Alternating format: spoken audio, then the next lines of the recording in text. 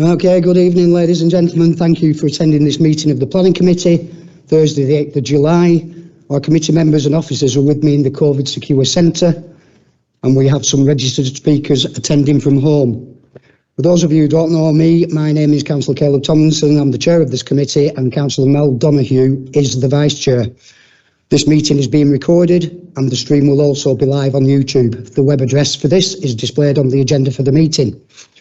If you are attending this meeting because you're a member of the public who has registered to speak, please note you have a time limit of 4 minutes. You will be timed, and I will confirm when 4 minutes runs out. You should then finish, or if in the middle of making a point, wind up. Please unmute your mic when I invite you to speak. After each report has been presented and any speakers have made their representations, I will bring the application into committee. If any committee members wish to speak on an application, you should so indicate. I will then invite you in order. Voting will be undertaken by roll call, and I will read out your names alphabetically to vote on each item. The outcome of the vote will be confirmed by our senior solicitor, Jodie Ingram, once complete. I will begin with some housekeeping. Please can you ensure that mobile phones are either switched off or turned on to silent mode. To reduce the spread of COVID-19, all tables and chairs have been placed within 2 metres of one another. Please do not move any tables or chairs during the meeting. You must wear a face mask whenever you leave or enter the room. If you are sat down, you may remove your mask. If you would feel more comfortable leaving your mask on, you are welcome to do so. You may have noticed the doors are open to ensure airflow and ventilation, so you may wish to leave your jackets on. If you brought your own cup or bottle to drink from, please feel free to fill this up at any time during the meeting. However, you must wear your mask when not sat down. Hand sanitizer and cleaning sprays are located around the room for you to use. We're not anticipating a fire alarm drill, but if the alarm does go off, you should leave via the fire exits in the cross and wheel rooms and wait on the grassy area on West Paddock. At the end of the meeting, I will ask you to leave in individual groups to avoid crowding. If I can now ask everyone to introduce themselves, and we will start off with Councillor Chris Lomax. Chris Lomax, Waltleydale East. Councillor Phil Smith, New Longton and Hutton East. Good evening, Councillor Will Adams, and I represent Middlefirth in Penwitham. Good evening, Councillor Mel Donoghue, and I represent Seven Star. Good evening, Councillor Mary Green, Councillor for Moss Side and Midge Hall. Good evening, Councillor Barry Yates, Councillor for Salisbury and Waltons. Good evening, Councillor Caroline Moon, Councillor for Buckshaw and Worden. Good evening, Councillor Gareth Watson for Cadbury and Gregson Lane. Good evening, Councillor Harry Hancock for Broad Oak Ward. Good evening, Christine Melia, Councillor for Bamber Bridge East. And our officers, please. Good evening, Jodie Ingram, Senior Solicitor. Good evening, Stephen Brown, Head of Development Management. Good evening, Catherine Lewis, one of the planning officers. Good evening, Debbie Roberts, Planning Officer. Good evening, Chris Sowerby, Planning Officer.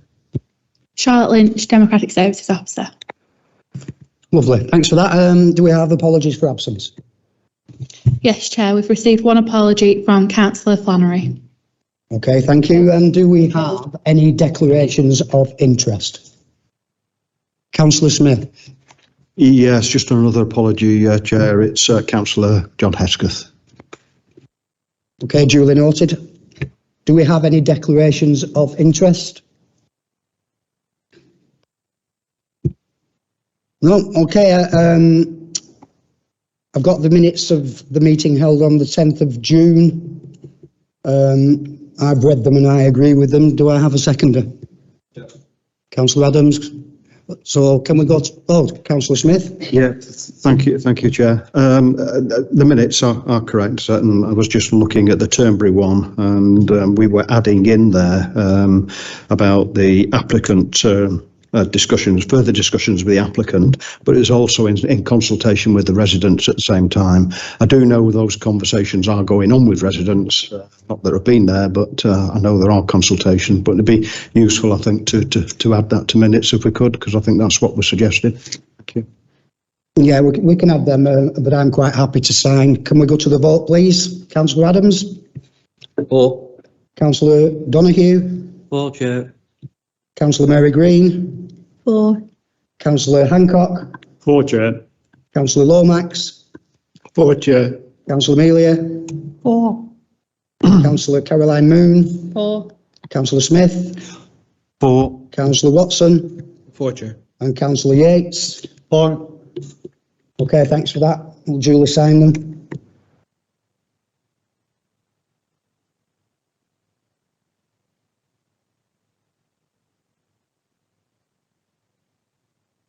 Okay, agenda item 5, appeal decisions. Stephen Brown, please. Yes, thank you, Chair. We do have one quite significant appeal decision to report. The appeal related to land to the south of Chain House Lane in Whitestake. The application was in outline for up to 100 dwellings. The site is safeguarded land. The first application was refused in June 2019. This was appealed and it went to a public inquiry, which was held in December 2019. The appeal was dismissed at that time. Subsequent to that, the applicants issued judicial review proceedings, and this went to the High Court. Although 5 grounds were claimed, the decision was quashed on only 1 ground. Mr. Justice Dove, who oversaw the proceedings, concluded that the appeal inspector's conclusions as to why she did not think there'd been a review are affected by illegality in the form of an error of fact. So, because it had been quashed, there was then a requirement to rerun the appeal with a second public inquiry. This second inquiry took place between the 16th and 19th of March earlier this year. We now have the decision.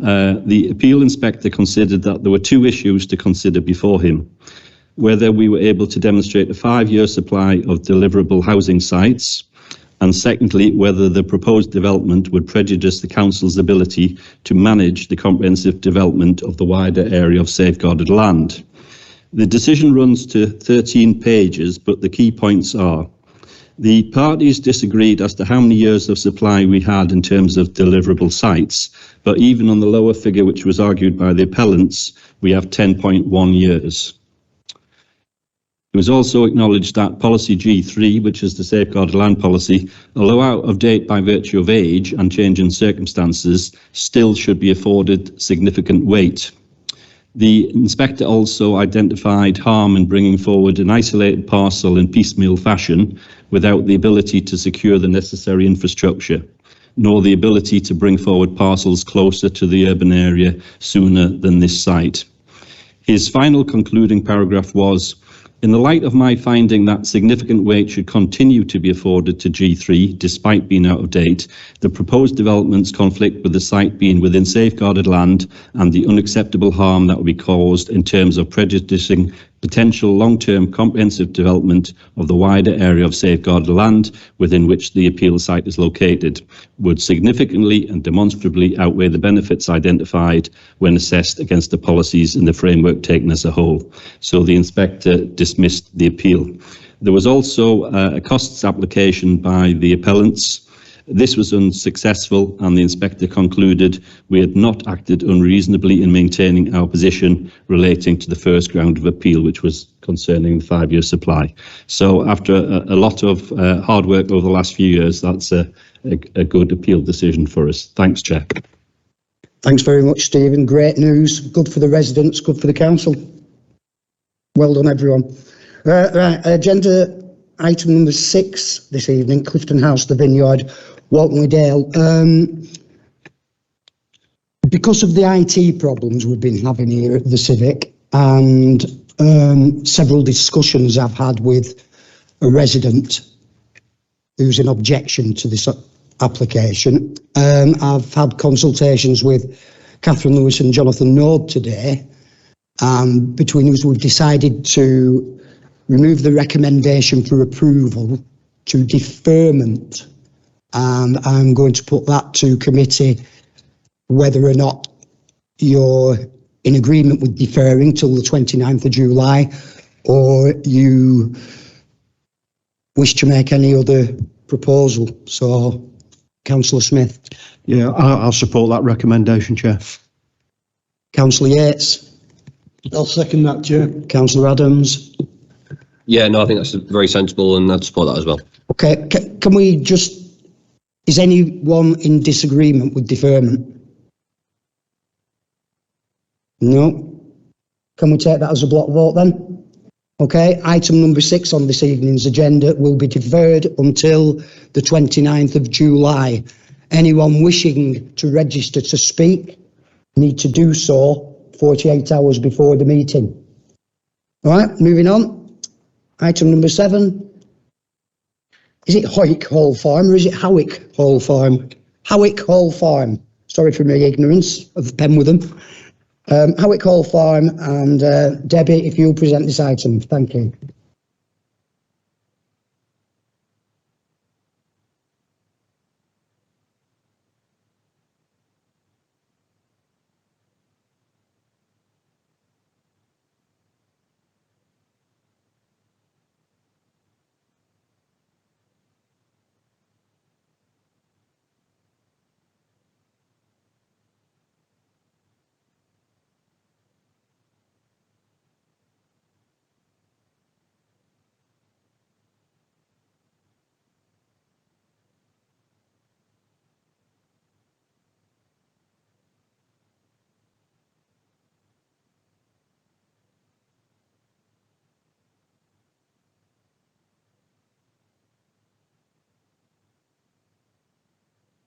Okay, thank you, Chair. Sorry about that.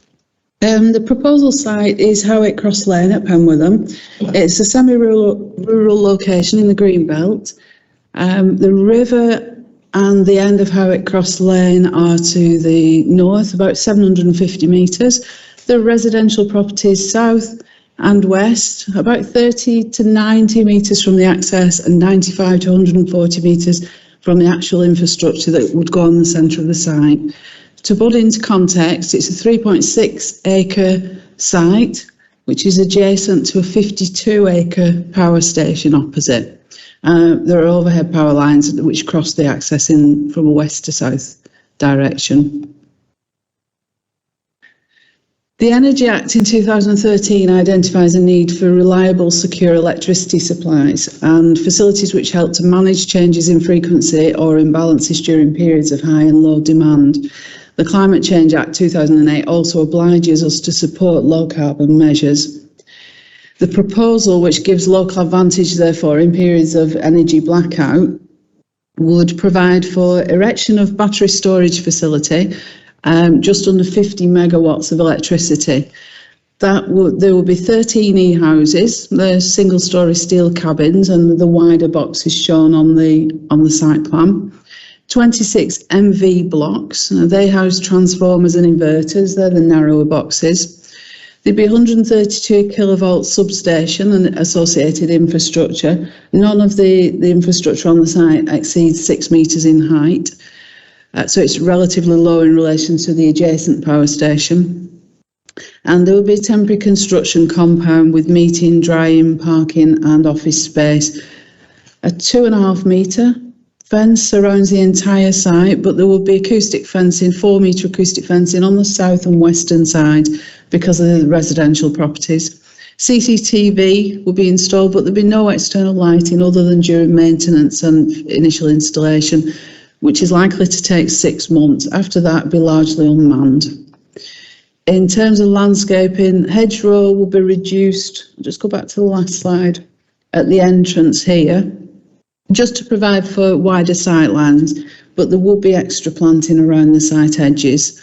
There'll be an attenuation pond, so surface water will run into swales around the edge of the site and carry to that pond, and gravel footways also drain into the pond, so there's no risk of flooding outside of the site. The site's been chosen because of its need for proximity to the existing infrastructure, the power station opposite, but it protects the visual and general amenity of the wider community because it's out away from residential properties, and it doesn't sterilise much needed industrial land elsewhere. Okay, is the site viewed from Pollard's farm entrance? The site's here. The access would be just off picture there, and Pollard's farm is there. Pollard's has a residence here and small industrial to the rear. And that's the power station viewed from the proposal access. Proposal access is here. This will be widened very slightly, just take a small amount of hedgerow comes out. And the proposal site viewed from the same place on Howick Cross Lane. The power station is behind me. We've had a series of documents that have been assessed by statutory consultees. They're detailed in the main report and there are no objections, and we've no letters of representation. It is acknowledged that it's inappropriate greenbelt development, so the applicant needed to demonstrate that there are very special circumstances which outweigh the harm to the greenbelt. The reasoning behind the siting and the impact on the greenbelt are fully documented in the report, and it's considered that the very special circumstances required of greenbelt policy have been demonstrated. It's also a replica scheme of 2017, which was approved by this committee, and that needs to be given quite a lot of weight.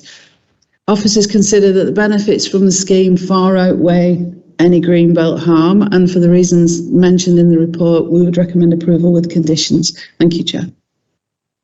Okay, thanks, Debbie. We don't have any members of the public wishing to speak. We don't have any councillors not on committee. Do we have the agent, Ollie Troop, with us? Yes, I am here. Okay, Ollie Troop. Mr. Troop, you've got 4 minutes to make your presentation if you'd like to start. Thank you. Good evening, everybody. Not sure there's too much to add that Debbie hasn't already talked about. I thought it would be useful to speak in case there are any questions that anybody had. For us, we had a consent granted in 2017. We wanted to implement the consent at the start of this year, but ran out of time, and so have reapplied to get a new consent. The plan is very much to build out the scheme starting before the end of the year with all the necessary grid connections lined up. So yeah, not a lot further to add, but if anybody does have any specific questions that needed answering, then I am available if you need to. Thank you. Okay, thanks for that. Do any members on committee wish to ask any questions of Mr. Troop? Councillor Smith. Yeah, thank you, Chair. Just sounds a bit loud now, doesn't it? In 4.2, there was an application in 2017. It says for a number of reasons was allowed to expire.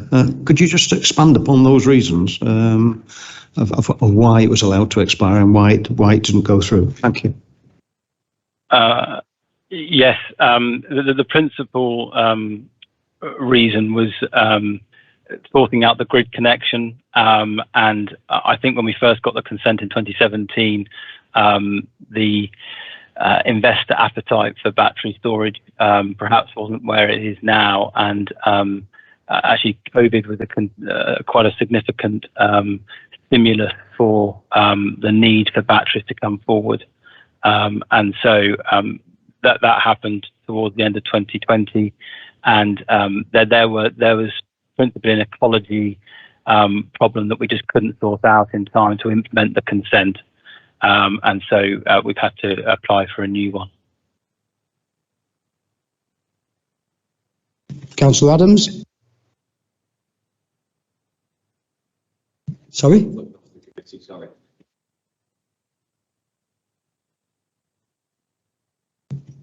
All right, Mr. Troop, thanks for your presentation and your answer. Debbie, did you want to come in with anything? No, you're all right. All right, we'll bring it into committee, please.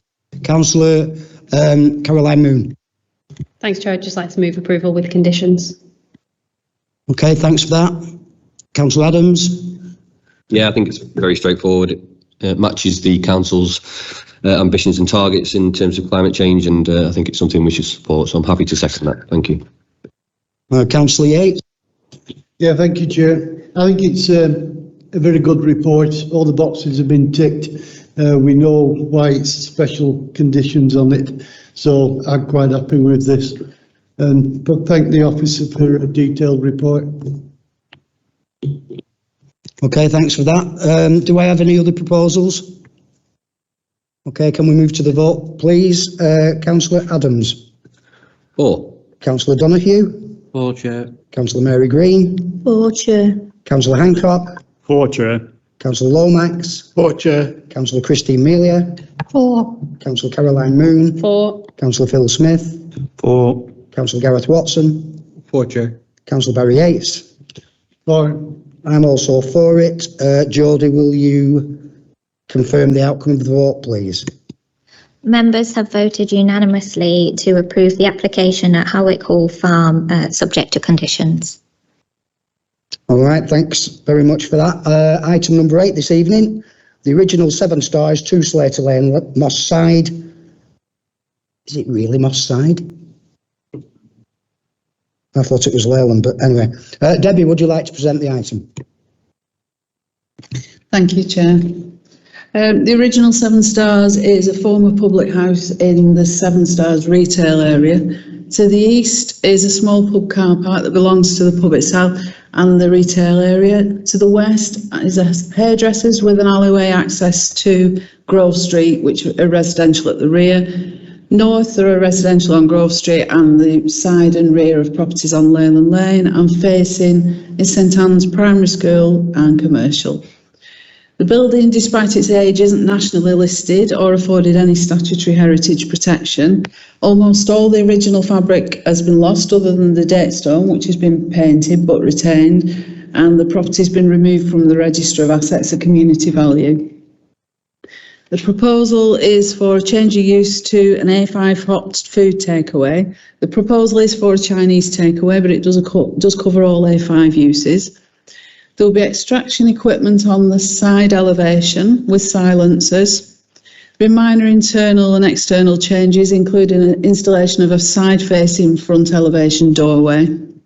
Internal changes are minimal, won't affect the original fabric, and the extraction will be visually significant, but it allows the property to be put to its full use, and it's relevant in a retail area, which our policy seems to maintain and enhance.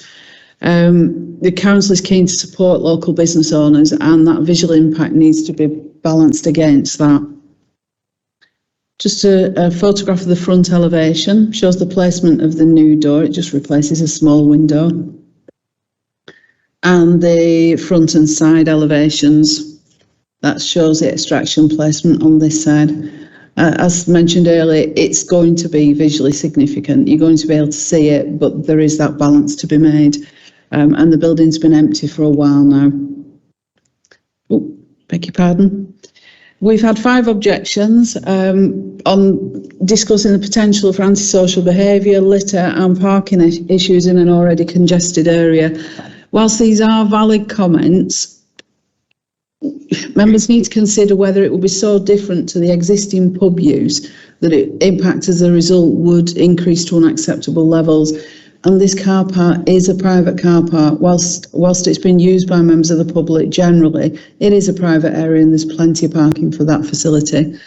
Having regard to the report, we would suggest it's policy compliant and recommend approval with conditions. Thank you. All right, thanks for that report, Debbie. We don't have any registered speakers. We don't have ward members not on committee, but we do have, no? We did have the applicant or the agent, but he's not with us. So I'll just bring the application straight into committee. Councillor Moon.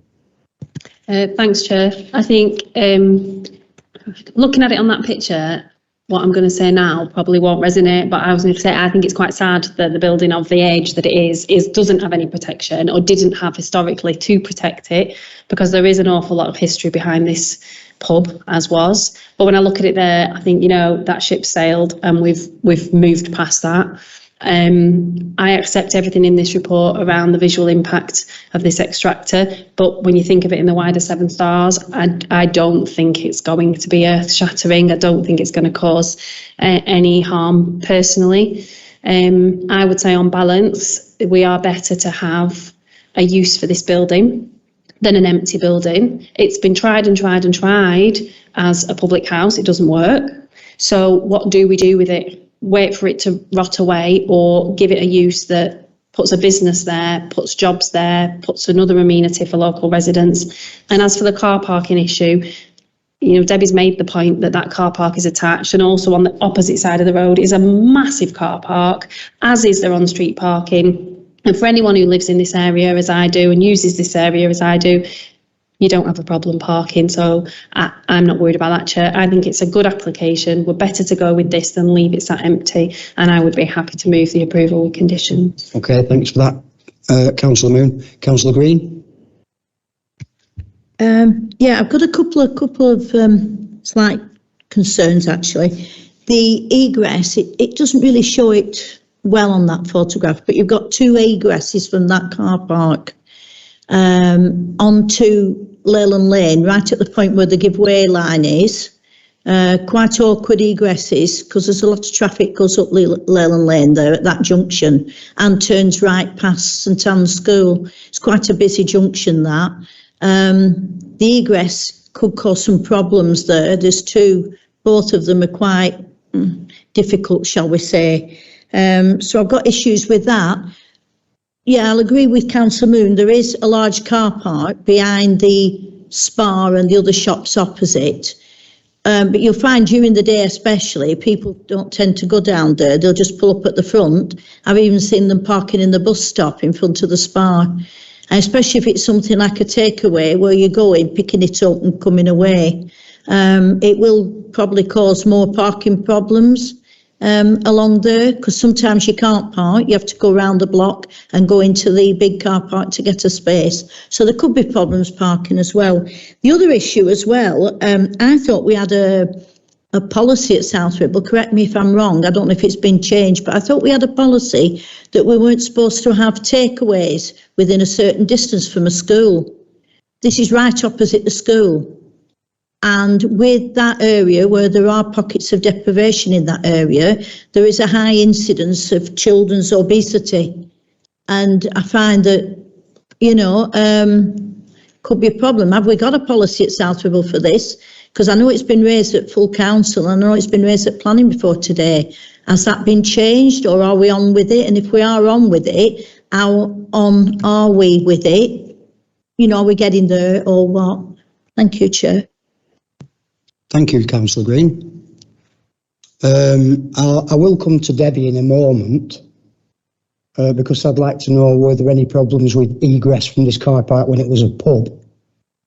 And I think our policy on child obesity is about junk food, and I don't think Chinese cuisine is classed as junk food, because we don't see very many fat Chinese people.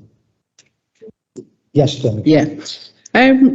Taking the highways issue first, there are 2 things we need to consider. Firstly, Lancashire County Council has no issue whatsoever with this scheme. And secondly, it could revert to a pub with access and egress from that car park without any further planning permission. It's an established building. There are off-road and public car parks, whether this building had its own car park or not. And a lot of properties around there don't. It just happens to be an added bonus that it does. And whilst I agree, Councillor Green, there have been issues. I don't think it's so much of a problem that it warrants refusal, particularly as Lancashire County Council don't find any issue with it. Separately, we did have an SPD, and Stephen will correct me if I'm wrong here, about proximity of hot food takeaways to schools, but that's no longer in use. And to be fair, St Anne's is a primary school, so you would expect some element of parental control. It's not a secondary school where children will go and buy their own food off their own bat. And Can they? Yeah, come in, Stephen. Yeah, we tried to introduce the SPD on hot food takeaways at the time of adopting this local plan. And both our inspector and the inspector in Chorley, where they were trying to introduce the same SPD, said it wasn't based on scientific enough evidence. And they also had fears that the parents can pick up the children in the car and then drive to a hot food takeaway that's 200 yards down the road, as opposed to the one that's opposite a school. So effectively, they prevented us from proceeding with it. But it is something that we will be looking at as part of the new local plan process going forward, which is anticipated completed by 2023. Thanks, Chair. Okay, thanks, Stephen. Councillor Smith. Yeah, thank you, Chair. I have a particular aversion to these big stacks that up the side of buildings that go up to the roof, and we can see one there. These bright, shiny objects of stainless steel or aluminium look absolutely, truly awful. It might be too late for this, but is there any way that we can put in addition to the conditions? I mean, looking at the building, it looks as though it's been freshly painted and new.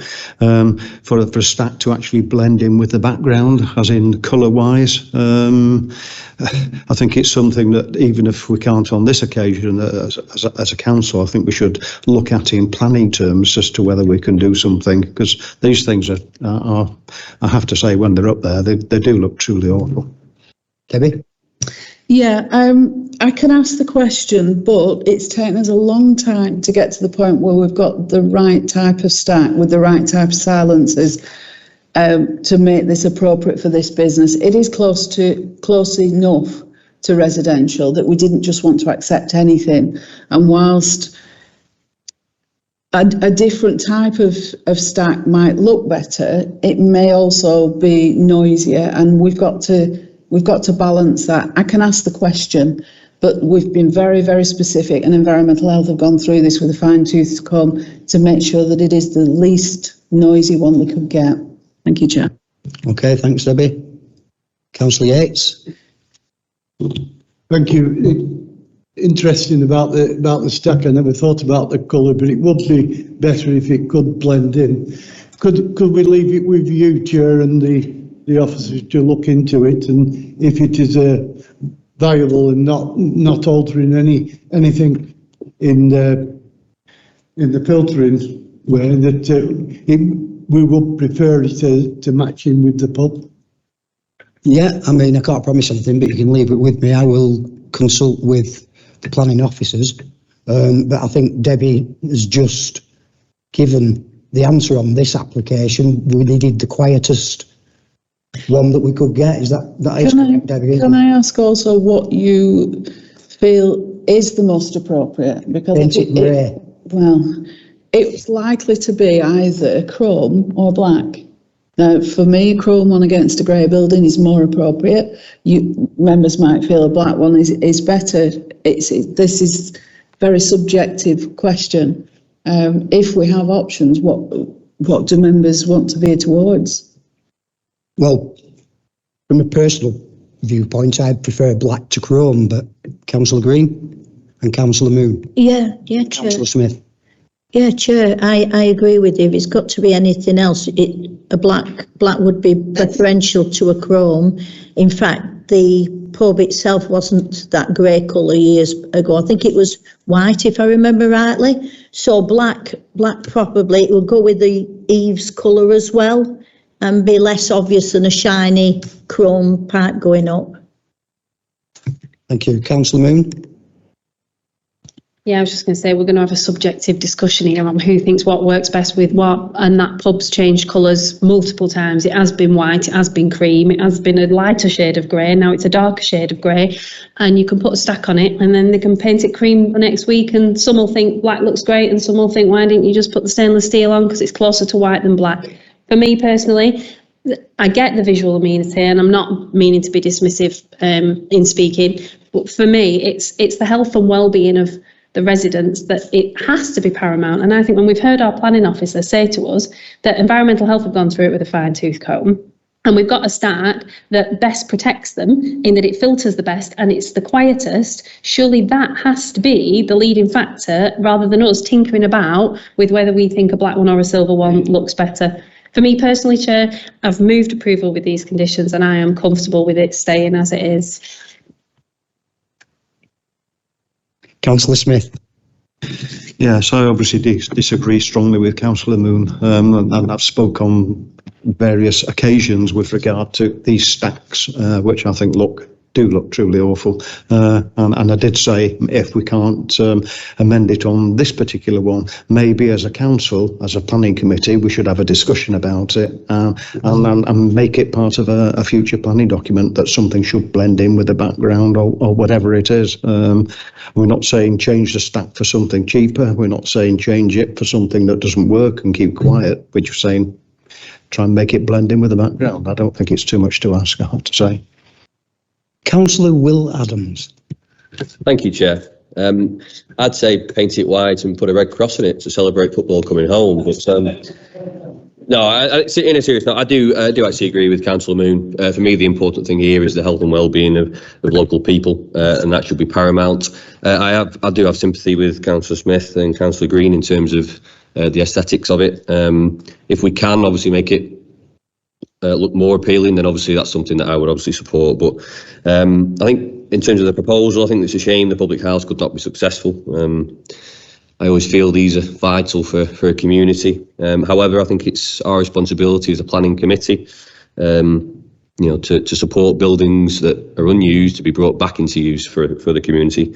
And, also I think it's critical, particularly for the last 12 months, for us to support local business as well, which will promote jobs and support the local economy. So on that basis, I'm very happy to second Councillor Moon's proposal. Thank you. Thanks, Councillor Adams. Thanks for your light-hearted little quip at the beginning there. I just hope it isn't going to Rome. Councillor Watson. Thank you, Chair. As far as I understood from Debbie, the black and the silver chrome question was it was the same piece of equipment. It was just it could be in black or chrome. It's not actually a different piece of kit. Is that correct? No, what I said was they tend to be chrome or black, and I will ask the question. But if it comes down to do we want a pretty stack or do we want one that's not quite as noisy, then I think that I'm in agreement with Councillor Moon. I think the quiet stack is the better. It's not ideal. It's not going to look as nice as it does now, but neither does a derelict building, and eventually the building will lead to ruin. I did try and have the building listed a few years ago. Historic England had missed it in the 70s, and they had a good look at it and decided it wasn't worth it. So there is literally nothing we can protect of that building other than its retail or commercial status, which somebody is at least trying to do. Thank you, Chair. Okay, thanks for that, Debbie. Right, I've had a proposer. Councillor Watson. Thank you, Chair.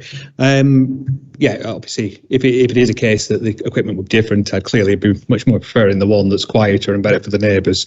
Obviously, if there is equivalent equipment, particularly against a building like that from an artist's head, anything that's matte tends to blend in more with matte, and obviously, if it's glossy, chrome would blend in more. But yeah, I'm happy with what they've said.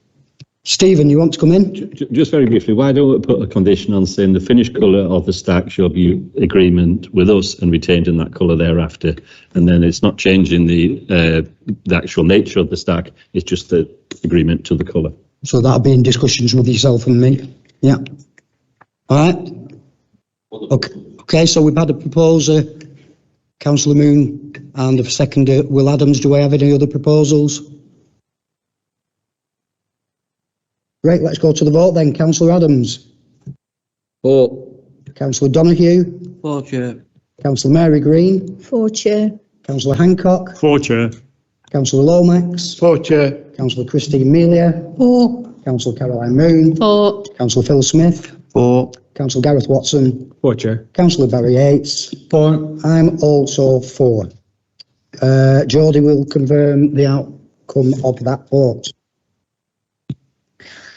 Members have voted to approve the application for the original 7 stars, subject to the conditions and further to a slightly amended condition that the finished colour be discussed, the finished colour of the chimney stack be discussed with the planning officers. Okay, thanks for that, Geordie. Right, number 9 on tonight's agenda, Weavers Farm, Grange Lane, Hutton. Over to you again, Debbie. Thank you, Chair. Okay, Weavers Farm is an established dairy farm on Grange Lane at Hutton. It's only brought to committee because the applicant is an officer of the council and the agent is related to a serving member. The application is for a small single-storey side extension, 8.5 metres by 3.8 metres to the side of the existing dwelling. It should be noted that with only a small change, this wouldn't need planning permission at all. Just a couple of photographs of the property. The extension will go on the side. It is policy compliant and we would recommend approval with conditions. Thank you, Chair. I don't have any registered speakers. I don't have any members not on committee. I don't have the applicant, so we'll come straight into committee. Councillor Adams. Yeah, happy to propose approval, Chair. Thank you. Councillor Watson. I'll second that. Any other proposals? No? This is the nicest application I've ever chaired. Okay, let's go to the vote. Councillor Adams. For. Councillor Donoghue. For, Chair. Councillor Mary Green. For, Chair. Councillor Hancock. For, Chair. Councillor Lomax. For, Chair. Councillor Christine Melia. For. Councillor Caroline Moon. For. Councillor Phil Smith. For. Councillor Gareth Watson. For, Chair. Councillor Barry Yates. For. And I'm also for. Geordie, can you confirm the outcome of the vote, please? Members have voted unanimously to approve the application for Weavers Farm, subject to the conditions in the report. Wonderful, thank you for that. Okay, number 10, it's the Black Bull Hotel, 119 Liverpool Road, Longton. And Chris, if you'd like to present this application.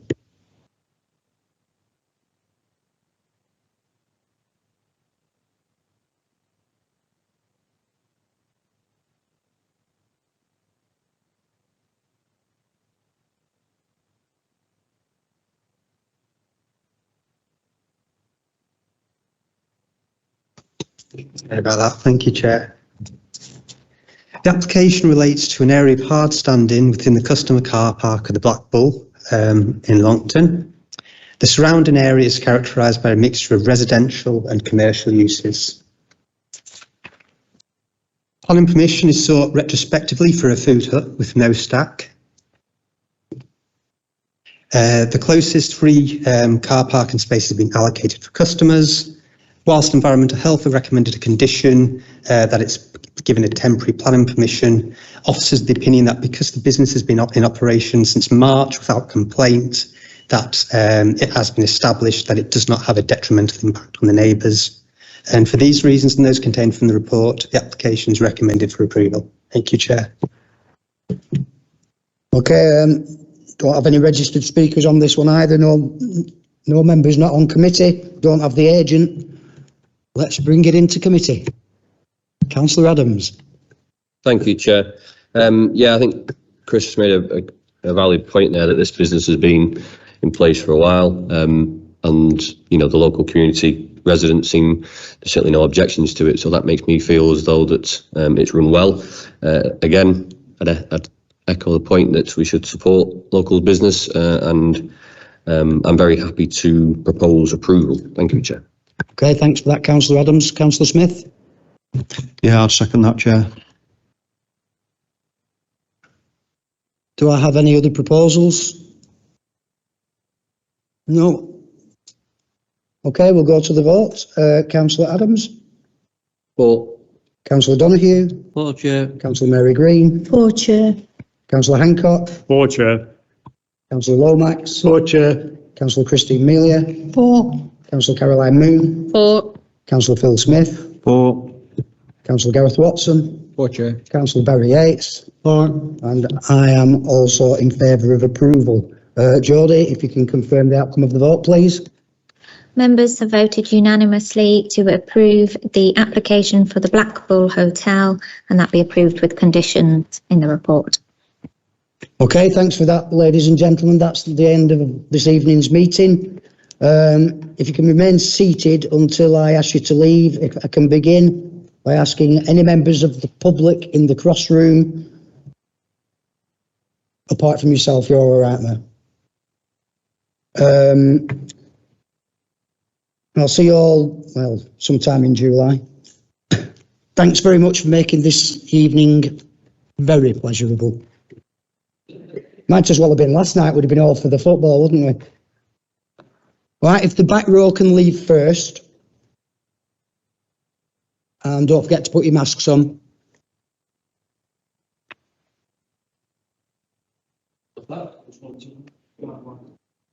Oh, we don't actually do it tonight.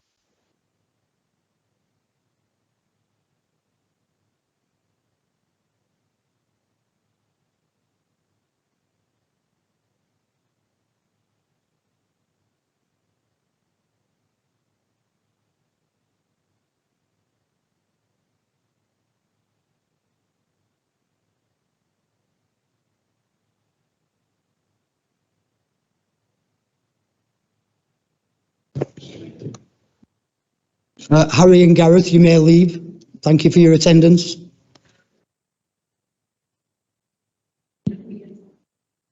Caroline, Barry and Mary, thanks for coming this evening. You're more than welcome. Like you're the teacher. And front row, apart from officers, front row committee members, you may be excused. Thanks for your attendance.